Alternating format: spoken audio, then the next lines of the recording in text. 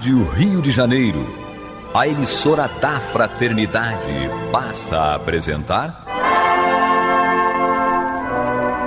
Luz na Penumbra, programa que leva ao seu coração a mensagem da doutrina espírita.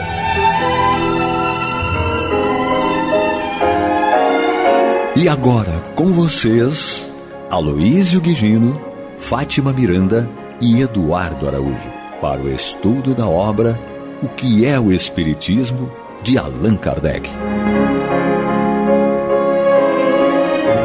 Nosso abraço, amigos ouvintes da Rádio Rio de Janeiro, emissora da Fraternidade, emissora da Família Espírita. Estamos aqui mais uma vez, eu, Aloísio, com Eduardo Araújo e ela, Maria de Fátima Miranda. Eita! E vamos dar continuidade à nossa conversa, ao nosso estudo sobre essa obra, O que é o Espiritismo, onde nós estamos no capítulo 3, Solução de alguns problemas da doutrina espírita. Nós estamos no tópico O homem durante a vida terrena, isto é, o espírito encarnado, a alma, né? E nós estamos então no item 119. E no item anterior, nós estávamos falando a respeito de ideias inatas, aquilo que vem com o homem, aquilo que nós trazemos conosco, certo? E nós não temos uma referência, mas nós temos aquilo conosco. E no item 119, continua dentro dessa mesma abordagem, e Kardec coloca uma pergunta aqui. Como se podem revelar gênios nas classes da sociedade inteiramente privadas da cultura intelectual? Nós vemos acontecer isso, né? Classes menos privilegiadas, vamos dizer assim, em termos de acesso à cultura, acesso ao conhecimento, mas que nós encontramos ali integrantes dessas classes que apresentam uma genialidade, né? E então, respondendo a essa questão, vem a seguinte reflexão. É um fato que prova serem as ideias inatas, independentes do meio em que o homem foi educado. É algo, se é inato, vem com ele, independente do meio onde ele é educado. O ambiente e a educação desenvolvem as ideias inatas, mas não nolas podem dar. Isso é muito importante. O ambiente e a educação desenvolvem as ideias. É o conhecimento que vem através do ambiente em que nós nos desenvolvemos e da educação que nos traz também a oportunidade desse desenvolvimento.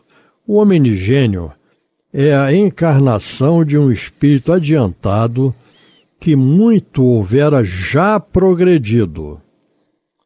A educação pode fornecer a instrução que falta, mas não o gênio, quando este não existe.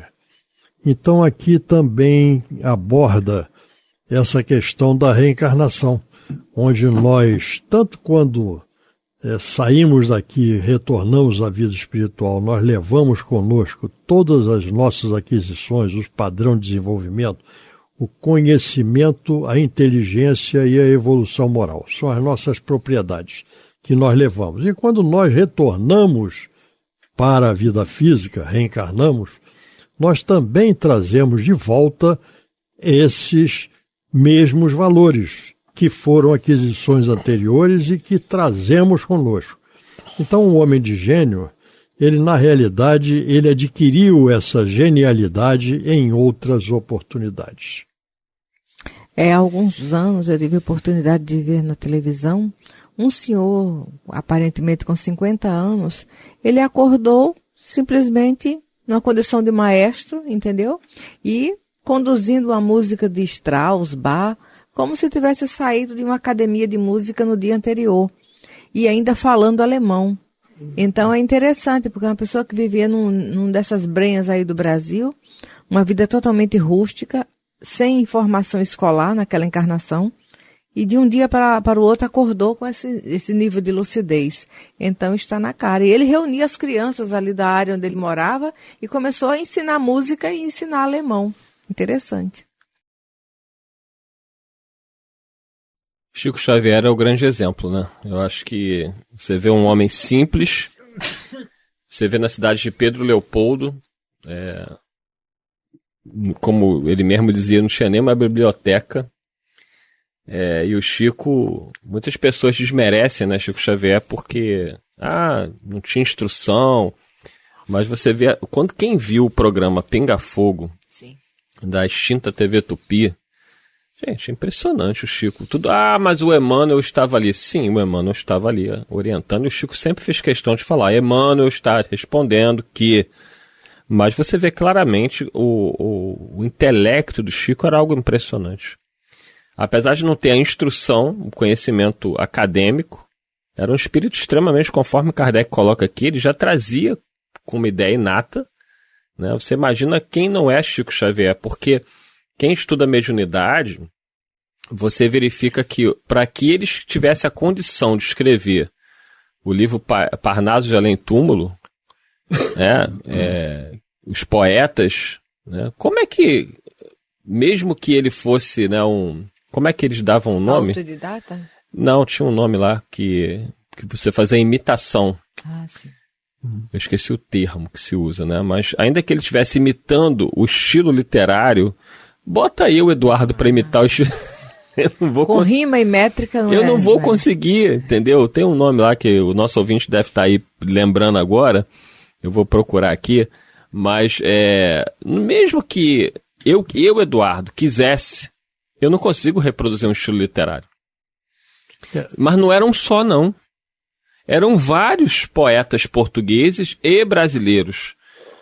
Então, assim, ou alguém escreveu aquilo para ele, mas ele tinha lá os originais, ele sabia exatamente o que estava fazendo.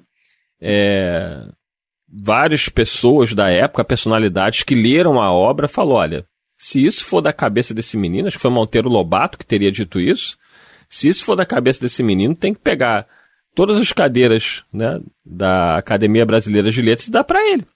Porque ele dizia, não sou eu que escrevo. Quem escreve são os próprios autores, os poetas desencarnados.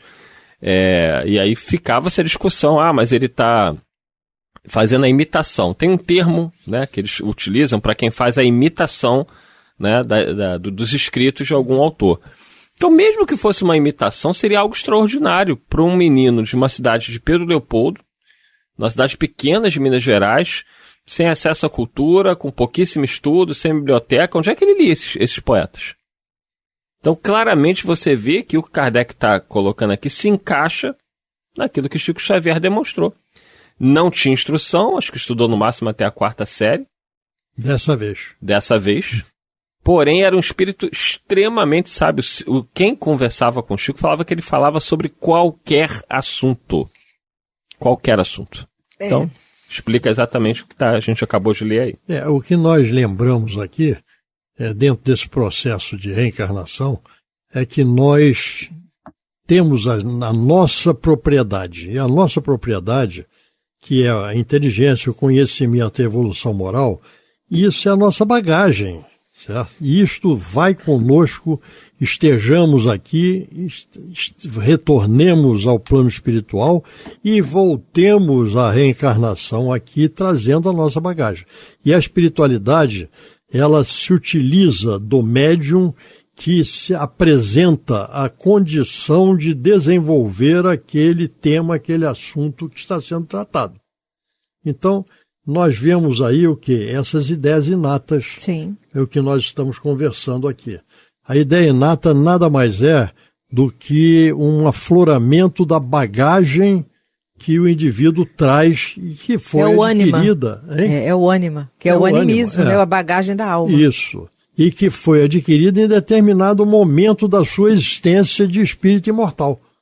Então essa que é a realidade que nós não entendemos, porque nós temos uma tendência muito grande de, na maioria das vezes, nós analisarmos e concluirmos a respeito de uma determinada criatura pela existência atual. Mas a existência atual é uma continuação da sua existência, do pretérito. Porque é aquilo que nós encontramos no túmulo de Kardec, né? Nascer, morrer, renascer ainda, progredir sempre, essa é a lei. Então a gente vai e volta, mas a nossa bagagem de aquisições, da capacidade intelectual, do conhecimento e da elevação moral, continua sendo nossa. Nós podemos não ter acesso a toda essa aquisição anterior, mas é diferente, mas ela está conosco. Foi citado aqui o exemplo de alguém que acordou, certo? Falando alemão, regendo orquestra, não sei o quê. Olha, eu não sei o que ele foi anteriormente e quando foi isso.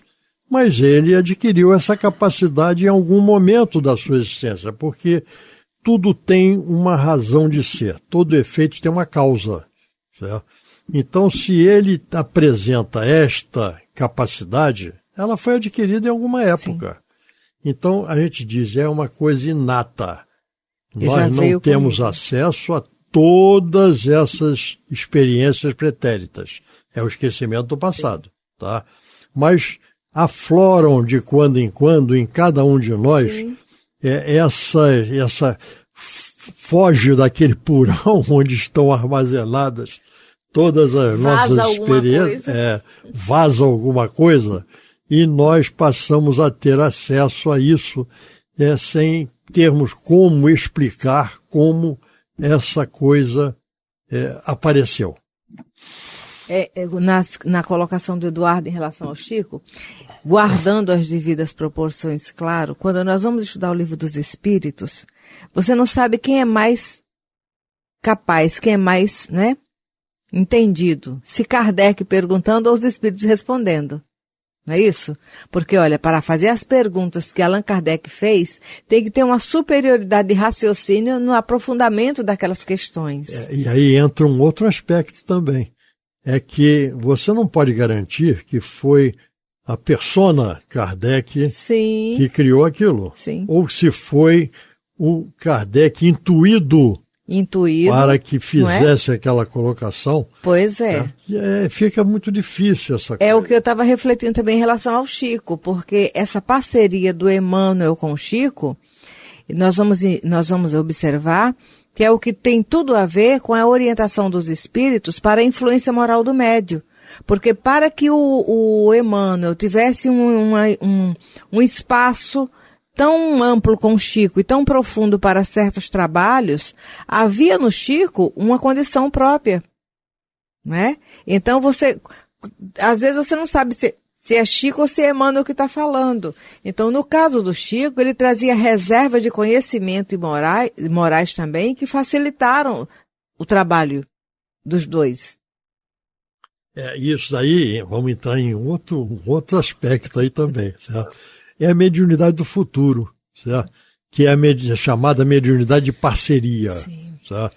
Em que você e encarnado, o espírito encarnado, e a espiritualidade desencarnada tem uma interação constante e muito fácil, certo? Porque esse link é estabelecido já por todas as relações anteriores. Isso mesmo.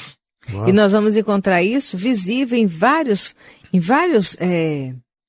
personalidades que, de alguma forma, estão presentes na nossa sociedade.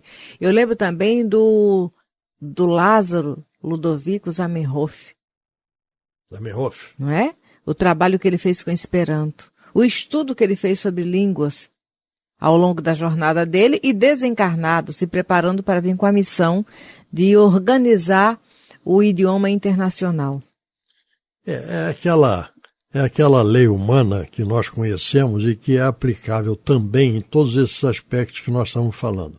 Na natureza, nada se cria, nada se perde. Tudo se transforma, ou tudo tem uma continuidade.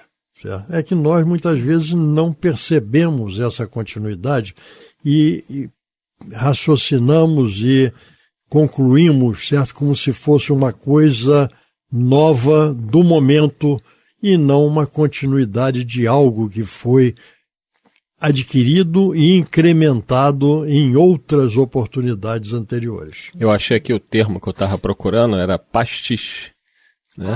É uma imitação literária. É como se o Chico ele estivesse fazendo uma imitação literária daqueles poetas portugueses e brasileiros, o que já seria extraordinário para exatamente. A condição de Chico Xavier, né?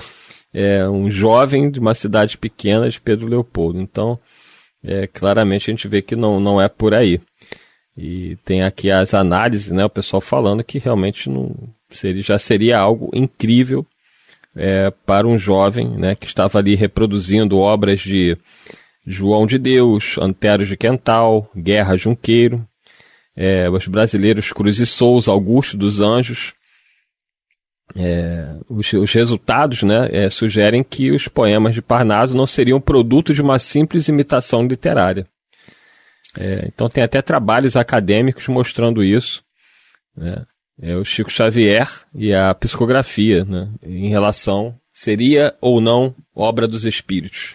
O Monteiro Lobato falou. Se tudo isso saiu da cabeça desse matuto, dá para ele todas as cadeiras da Academia Brasileira de Letras. E o Monteiro Lobato conhecia literatura. O maior exemplo aí do que Kardec fala nesse item 119. Vamos ao 120? 120. Na voz de Maria de Fátima Miranda. Porque encontramos crianças instintivamente boas em um meio perverso, apesar dos maus exemplos que colhem, ao passo que outras são instintivamente viciosas em um meio bom, apesar dos bons conselhos que recebem. É o resultado do progresso moral adquirido, como as ideias inatas são o resultado do progresso intelectual. E é interessante, porque essas crianças instintivamente boas nos dá a entender que elas são virtuosas. Para serem boas, elas conquistaram uma virtude a nível de comportamento ajustado. E como o espírito não retrograda, mesmo no ambiente pernicioso, elas não serão corrompidas. Se elas realmente forem boas, né? Porque a virtude, ela não anda para trás. É uma conquista do espírito. O espírito não retrograda. Isso mesmo. É interessante essa abordagem aqui e essas perguntas inteligentes e as respostas aqui, porque nos conduzem a uma reflexão a respeito de uma realidade que nós vivenciamos. Nós encontramos num meio perverso pessoas boas, crianças boas, e encontramos num meio bom pessoas ou crianças que são perversas. Então, isso diz respeito ao espírito, porque quem é perverso é o espírito. Quem pensa é o espírito, certo? Não é o corpo físico.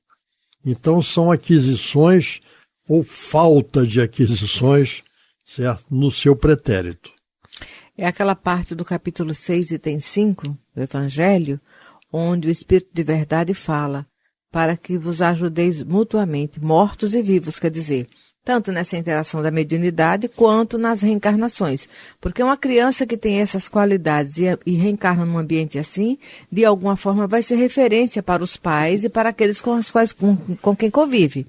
E aquela criança má, num ambiente ajustado, também de alguma forma vai recolher valores que, mesmo que não traga um retorno imediato, mas vai levar consigo o que aprendeu de bom junto àquela família. É por isso que na questão 582, né, Kardec vai perguntar sobre a missão, né, da paternidade, da maternidade, a responsabilidade que tem, né, os pais na educação dos filhos, porque caso você receba um bom espírito, tudo bem, não vai ter problema, porque mesmo você sendo negligente, ele vai se sobrepor à sua negligência de pai ou de mãe e vai seguir o caminho dele.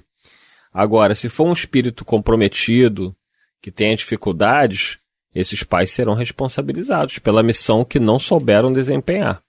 No caso inverso, os pais até serão cobrados por não terem aproveitado a presença do filho já dócil para também se melhorarem, né? É nisso que é claro que a educação dos filhos é responsabilidade dos pais, mas nesse processo evolutivo do espírito, pais e filhos se ajudam mutuamente sem perceber. Quantos pais vão buscar conhecer algo e aprender algo para auxiliar os filhos naquilo que eles precisam? Nós fazemos uma confusão muito grande entre educação e instrução. Educação é a parte de valores morais. E instrução é a parte do conhecimento intelectual. Os dois caminham juntos, né? Porque nós que temos aí no Livro dos Espíritos, na questão 680 do Livro dos Espíritos, quando nos afirma que, em geral, a evolução intelectual antecede a evolução moral. Então as duas caminham juntas, mas são duas vertentes diferentes. O que nós aprendemos em termos de educação é você fazer com que aflore em cada um esses valores morais, certo? Que irão ser aquisições que não mais serão perdidas durante a existência do espírito imortal. Certo? Apenas terão experiências diferenciadas em encarnações sucessivas. Então, a educação não é enfiar na cabeça do outro algum conhecimento. A educação é você fazer com que aflore em cada um daqueles do educando ali valores morais, aquilo que nós tanto precisamos na nossa vida em sociedade.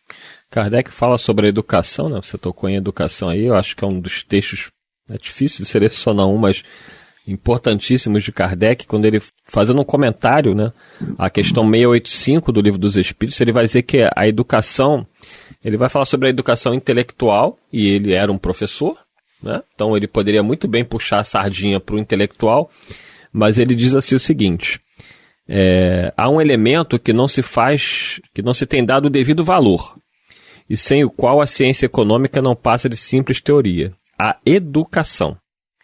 Aí ele vai frisar, não a educação intelectual. Ele frisa isso. É o conhecimento, né? Ele não está dizendo que não tem valor a educação intelectual, até porque ele era um professor. Ele vai dizer, não a educação intelectual, mas a educação moral.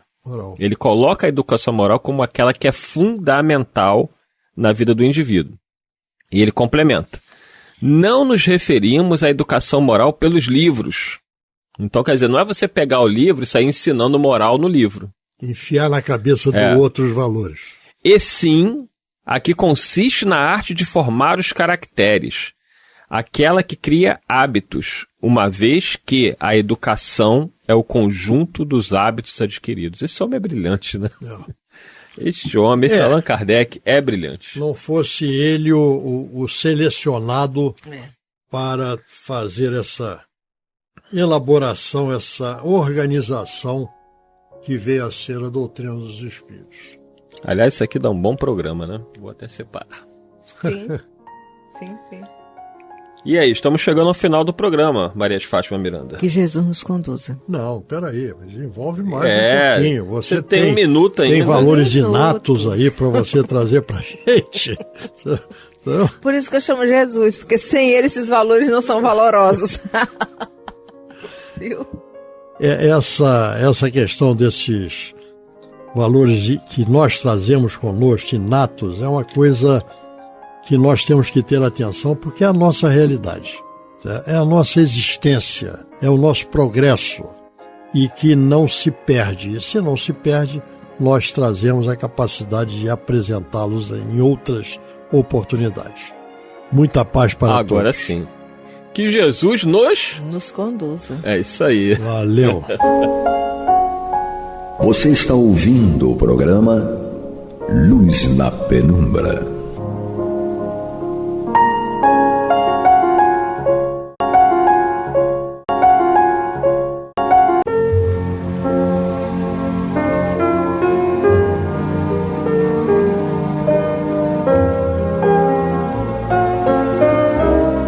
A Rádio Rio de Janeiro está levando ao seu lar e ao seu coração a mensagem consoladora da doutrina espírita, através do programa Luz na Penumbra.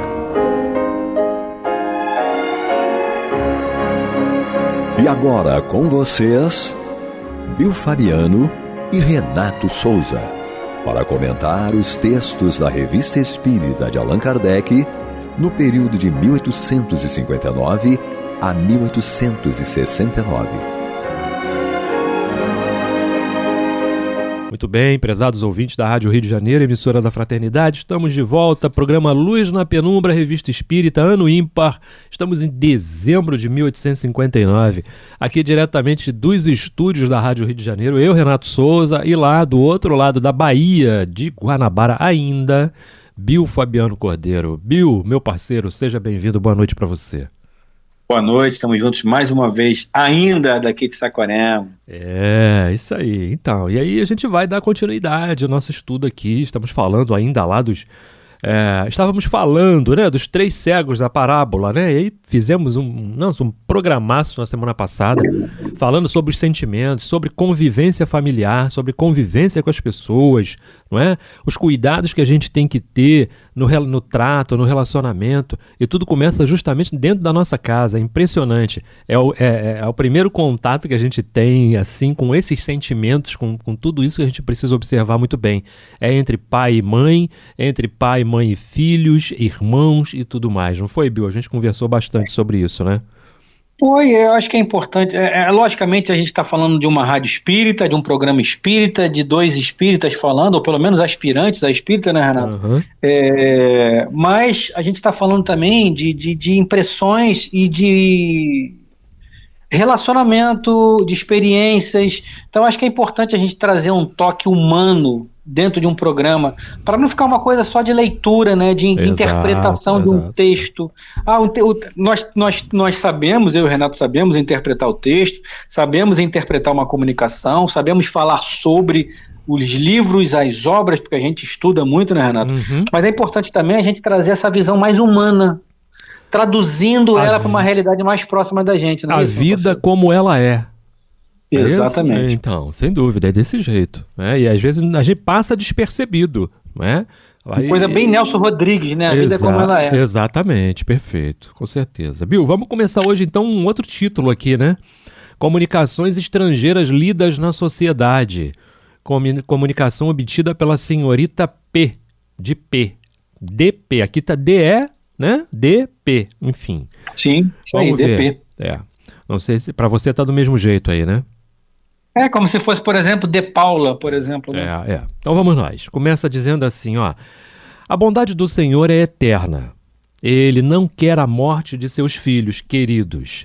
Mas, ó homens, reflete que depende de vós apressar o reino de Deus sobre a terra ou afastar. Que sois responsáveis uns pelos outros, que em vos melhorando, vós mesmos trabalhais pela regeneração da humanidade. A tarefa é grande, a responsabilidade pesa sobre cada um e ninguém pode se recusar. Abraçai com fervor a gloriosa tarefa que o Senhor vos impõe, mas pedi-lhe que envie trabalhadores para os seus campos, porque a colheita é grande e os trabalhadores pouco numerosos, como vos disse o Cristo. Olha, aqui tem um resumo, né, sensacional da doutrina espírita, não é? Sim. Da reforma íntima, não é? Da reforma íntima, dos trabalhadores da última hora, né? E o trabalhador da última hora a gente não entende só médiuns, não, entende qualquer um que está na missão de regeneração, né, Bill? Na missão de busca de evolução, de melhorar um pouquinho, de ascender, de se iluminar cada vez mais, né? Sim, nós não temos nenhuma prerrogativa maior do que ninguém de outras doutrinas, né? Como o Evangelho fala lá, os trabalhadores da última hora, que seriam os espíritas, mas como você falou, todos aqueles que se encontram no momento de transição e que já entenderam a necessidade de modificar.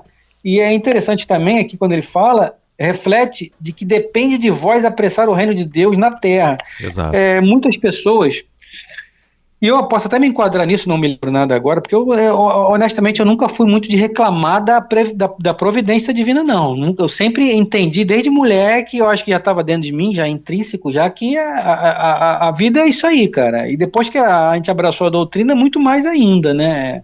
Não dá para ficar maldizendo Deus, a espiritualidade, não tem como. Muitas coisas que a gente está passando por hoje, eu coloco até a minha situação, é má postura sua ou mau direcionamento, porque você fala, não, eu tenho que passar por isso, eu preciso, cara, às vezes você não precisa passar por nada disso, você passou porque você escolheu, se equivocou nas suas escolhas, nos seus caminhos, nas suas determinações. As pessoas confundem muito o evangelho, né, Renato? Eu acho que a gente já falou sobre isso aqui também. As palavras dos espíritos, as mensagens, como se a gente precisasse sofrer para aprender. Não é isso. Deus, vamos parafrasear o Júlio, nosso amigo também lá do salão do posto, né, nosso querido amigo Julinho, Júlio. Deus não nos criou para que nós sofrêssemos, não é isso que o Júlio falava? Sempre falava isso. Sempre falava isso. Aquela voz impostada, saudade do Júlio, meu Deus.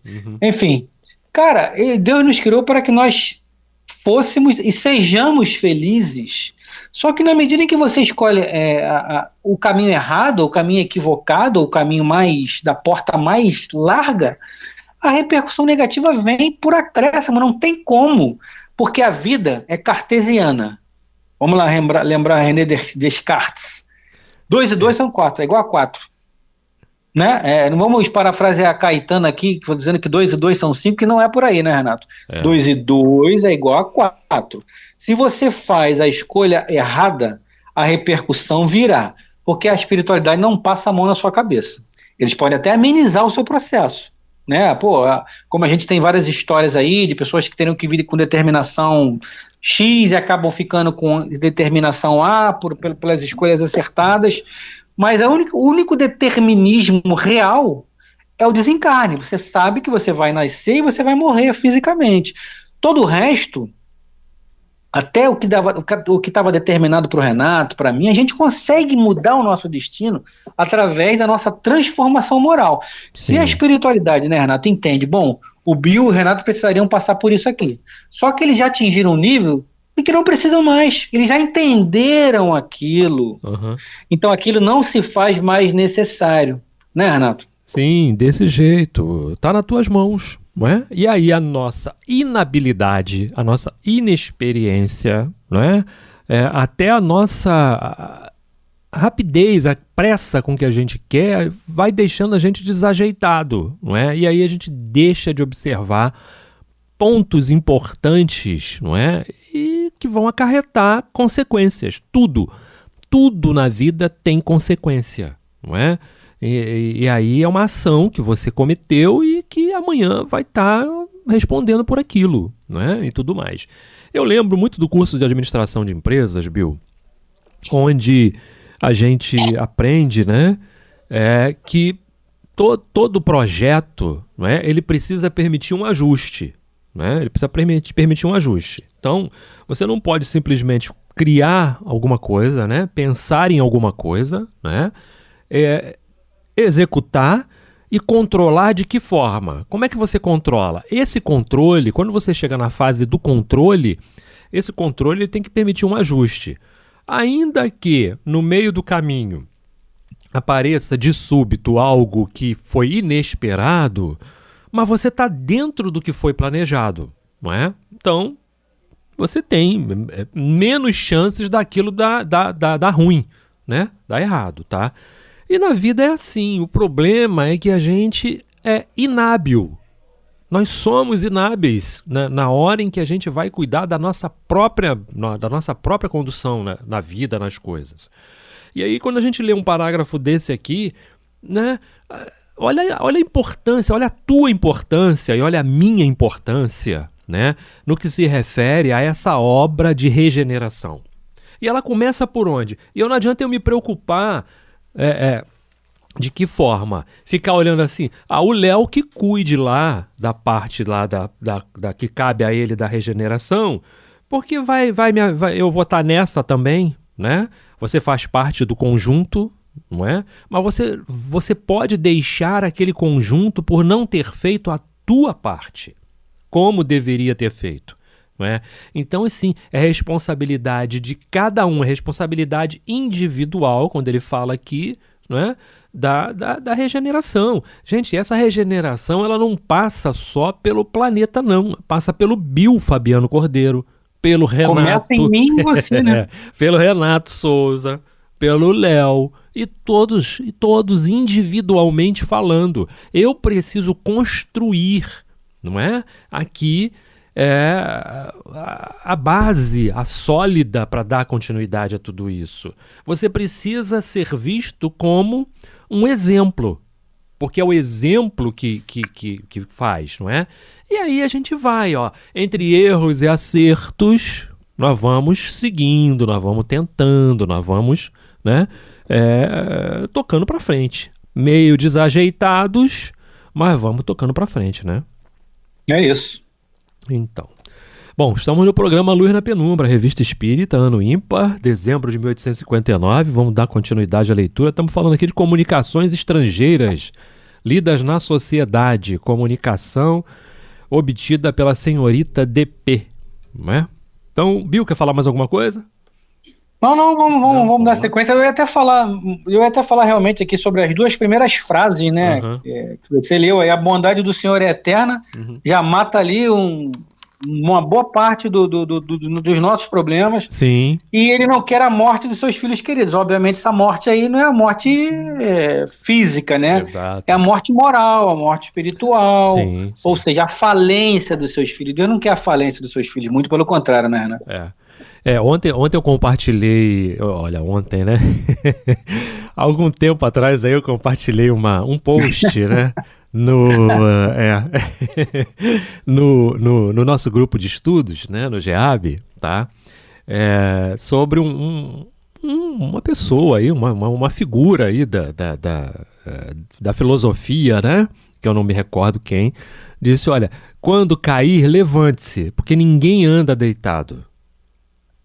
Perfeito, né? Perfeito.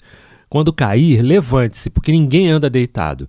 E o próprio Emmanuel disse para o Chico isso quando o Chico disse que ia cair, né? Emmanuel, eu vou cair. Cai para frente. Porque caindo para frente, você está avançando alguns centímetros, tá? Não cai para trás, não. E é isso, essa bondade de Deus é isso, ele quer que você ande para frente, ainda que você tenha dado um passo, mas você andou para frente. Não tem como, entende? Né? E aí envolve toda a questão que a gente vem falando, né? Porque é no geral que nós somos vistos, nós somos avaliados por vários prismas, por várias situações, por várias questões, por vários itens, não é? Eu posso não ter avançado muito ou nada, né? Na questão, no quesito família, por exemplo. Não fui o que deveria ser, o que o Evangelho recomenda. Mas eu posso ter avançado numa outra situação, num outro ponto, não é? E tudo. E essa bondade de Deus, a gente precisa entender de uma vez por todas, não é? E falamos isso, temos falado isso recentemente em vários estudos, em várias palestras e tudo mais. Nós achamos que essa mão de Deus na vida da gente, do Criador na vida da gente, chama-se injustiça divina. Não é não, ela se chama justiça divina, porque a primeira coisa que envolve, a primeira ferramenta, a primeira situação que acolhe, chama-se amor. E amor não pode ser ruim. Não pode ser ruim, não cabe isso, não é? Então, a gente acha sempre que, poxa, não merece. Eu não mereço passar por isso. Poxa, não é? As coisas não são assim. Não, vamos com calma, vamos rever, né? Deus não quer realmente. Olha o Pai Nosso lá, né? Livra-me do mal. Quando chega ali na esquina, é para ir para a direita, eu resolvo ir pela esquerda. A minha rebeldia, né? E olha que benfeitores espirituais procuram me avisar, vai pela direita. Né? E aí as nossas questões na vida, aquilo que a gente tem que resolver. Então, precisamos assumir com as nossas responsabilidades. Nós não temos livre-arbítrio, não é? Não queremos liberdade. Então, liberdade e responsabilidade, né? É desse jeito. E aí, É assim que funciona. Chega lá na frente, a minha rebeldia diz, não quero ir pela direita. A minha rebeldia é tão grande ainda que eu vou pela esquerda, eu vou pelo lugar errado. E aí o anjo da guarda diz assim, já vai ele, dá trabalho. Dá mais trabalho. Né? É desse jeito que funciona, né, Bill? Sem dúvida. Eu até brinco às vezes aqui com a minha ex-esposa, né? Porque a gente sempre lembra aqui do Chico, né? Do Divaldo, que tem ali, Chico com o Emmanuel ali no cangote, o Divaldo com Joana também. Aí às vezes eu falo, pô, bem que eu gostaria que fosse assim, porque se o meu mentor fala pra mim, Bill, ele pergunta pra mim, Bill, você vai pra esquerda ou pra direita? Eu falo, eu vou pela direita. Ele fala, tem certeza que vai pela direita? Não, eu vou pela esquerda. Porque era só isso. O meu livre-arbítrio vai ser respeitado. Exato. Eu vou fazer o que eu quero. Mas se ele falar, você tem certeza que vai pela direita? Olha lá. Aí eu, já vi que não é pela direita, vou pela esquerda. Perfeito. Mas eles orientam a gente. É que a gente não tá em conexão, né, cara? A gente não tá em conexão. E, obviamente, a gente vai ver lá na escala espírita, na escala evolutiva, o livre-arbítrio vai sendo potencializado na medida que você tem a capacidade de entrega e de recebimento daquilo. Né? Quem não tem condições de receber livre-arbítrio fica lá no primitivismo dos planetas. Aqueles que vão conquistando condições de estar com seu livre-arbítrio mais afinado, né? Em sintonia, aquela sintonia mais fina, você vai obtendo mais. Mas para isso, para você chegar ao nível de Chico, por exemplo, que tem um mentor ali do lado praticamente, de Divaldo, é uma caminhada grande. Nossa. Porque eles já conquistaram algo que nós ainda não conquistamos, que é uma clareza espiritual maior. Né? Ou seja, muitas coisas, como o Renato falou, muitas coisas eles já não caem, eles já aprenderam. Então eles não vão por ali. Então a ajuda da espiritualidade é mais direta, porque eles já conquistaram muitas coisas. Nós ainda não, atingiremos esse nível também, óbvio, né, Renato? Sim, mas ainda nós estamos no experimento do livre-arbítrio, a gente está amaciando o motor. Antigamente fazia-se muito isso, né? Amaciava o motor quando se fazia o motor novamente, né? Amaciando o motor, a gente está amaciando, a gente está experienciando, a gente está colocando o nosso livre-arbítrio em provas ainda. Então acho que é por aí. Na medida que a gente vai crescendo moral e espiritualmente, você vai tendo mais amparo, mais auxílio da espiritualidade, para que eles possam entender até onde vai a sua capacidade de usar o seu livre-arbítrio. Perfeito, né? É reconquista, né? A gente precisa reconquistar tudo aquilo que a gente perdeu ao longo do tempo, né? E vamos trabalhar, vamos em frente, né? Então continua dizendo assim, Bill, mas eis, né, nós vos fomos enviados como os trabalhadores de vossos corações. Nele semeamos o bom grão. Cuidai de não o sufocar, o irrigai com as lágrimas do arrependimento e da alegria, do arrependimento por ter vivido por tanto tempo sobre uma terra maldita, pelos pecados do gênero humano, distante do único Deus, verdadeiro, adorando falsos gozos do mundo, que não deixam no fundo da forma, senão remorsos e tristezas. Chorai de alegria, porque o Senhor vos considerou em graça, porque quer apressar a chegada de seus filhos bem-amados ao seu seio paternal, porque quer que todos vós estejais ornamentados com a inocência dos anjos, como se não fosse jamais vos afastar dele. O único que vos mostrou o caminho para alcançar essa glória primitiva, o único ao qual não podereis censurar por estar enganando em seus ensinamentos. O único justamente perante Deus, o único, enfim, que deveríeis seguir para ser desagradáveis a Deus é o Cristo. Sim, o Cristo, vosso divino mestre, que esquecestes e menosprezastes durante séculos. Pois é, Bill, aí é que tá. Tem uma coisa muito interessante que a gente ouve muito, inclusive a Miranda falar sobre isso. Durante séculos, né, nós fomos cristãos sem Jesus. E aí, Exato. Como é que faz? Agora a gente está tentando ser cristão com Jesus. Então nós fizemos um programa recentemente em que falávamos do Evangelho de Jesus, segundo Mateus 26, versículos 26 a 29. que falava da Eucaristia, aquele momento em que ele pega o pão, reparte e diz: comei, este é meu corpo, né? Pega o vinho, divide também, diz: bebei, este é meu sangue. E ele fala de uma aliança, não é? Ele fala ali de uma aliança. É justamente isso. Eu sou cristão como? Da boca para fora? Ou eu quero realmente, de fato, ser cristão? E aí, teve uma discussão até no programa que foi muito boa a discussão sobre isso. Não, a gente tem que se considerar cristãos, sim. Por enquanto, eu sou espírita cristão. Amanhã a gente vai ser cristão e espírita. Entendeu, né, Bill? Sim, sem dúvida, sem dúvida. E doutor Bezerra também tem uma frase agora que me fugiu sobre, acho que, se eu não me engano, está lá no livro Momentos de Ouro, que ele fala sobre a diferença, sabe aquele texto, A Diferença? Que ele fala até no final, a diferença é que ontem eu corria para frente dos problemas, hoje eu corro dos problemas. Exato. Mas ele se coloca até junto, está lá no Momento de Ouro, A Diferença, o nome. Sim. Ser espírita cristão é uma coisa, ser cristão espírita é outra coisa totalmente diferente. Porque hoje eu e Renato estamos tentando aqui nas ondas do dial do 1400 AM, por todos os outros canais, né, da Rádio Rio de Janeiro, trazer as nossas impressões sobre justamente o nosso ponto de vista. Mas ontem, e construindo, ou melhor, reconstruindo a nossa vida, ajudando também as pessoas a reconstruir através da nossa fala, através do nosso conhecimento, da nossa expertise no assunto, enfim. Mas ontem nós nos reunimos para destruir, cara. Hoje a gente está refazendo, hoje a gente está tentando ser verdadeiramente um cristão. Sim. E aí não tem nada a ver com ser católico, ser umbandista ou espírita, ser protestante. Cara, ser cristão não tem nada a ver com ser religioso. A sua religiosidade não tem a ver com religião. Porque ser religioso é muito simples. Muito simples ser religioso. Qual a sua doutrina? Eu sou evangélico. Eu sou católico. Eu sou espírita.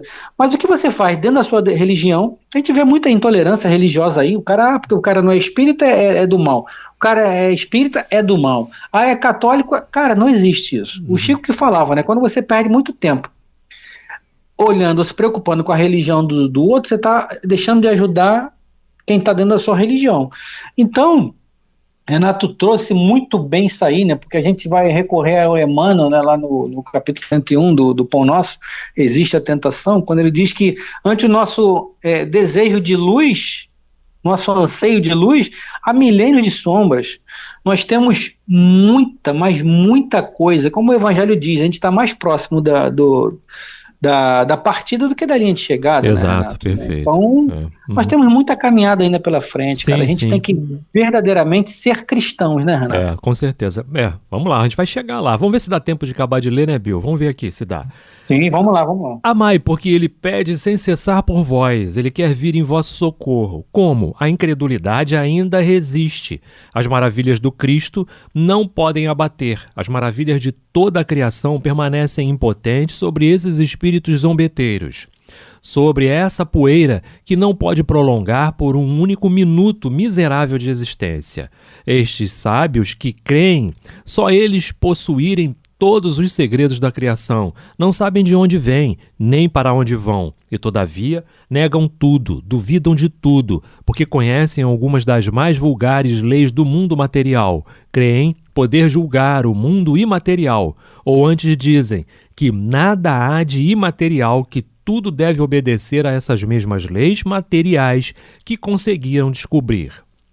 Mas vós, cristãos, sabeis que não podeis negar a nossa intervenção sem negar, e ao mesmo tempo o Cristo sem negar toda a Bíblia, porque não há nela uma página onde não encontreis os traços do mundo visível em relação com o mundo invisível. Pois bem, dizei, sois cristãos ou não o sois?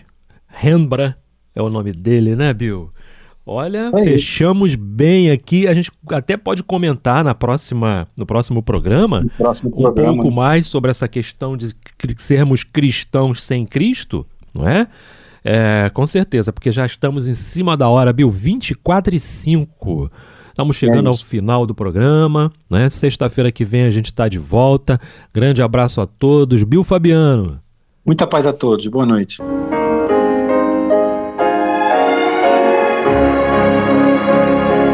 E vamos ouvir agora a prece de encerramento de nosso programa, na voz de Geraldo de Aquino. Jesus, dá-nos coragem para a luta, piedade para os insultos e misericórdia para as injustiças e ingratidões. Limpa nossa alma de inveja e ambições mesquinhas, de ódio e de vingança o nosso caminho. E que dentro em pouco, ao recolher-nos de novo ao calor do nosso leito, para que o sono nos dê a paz e o esquecimento das tristezas humanas, possamos sentir, Senhor, no mais íntimo de nosso ser, a doçura indefinível do Teu amor e a grandeza incomparável da Tua divina presença. Que assim seja.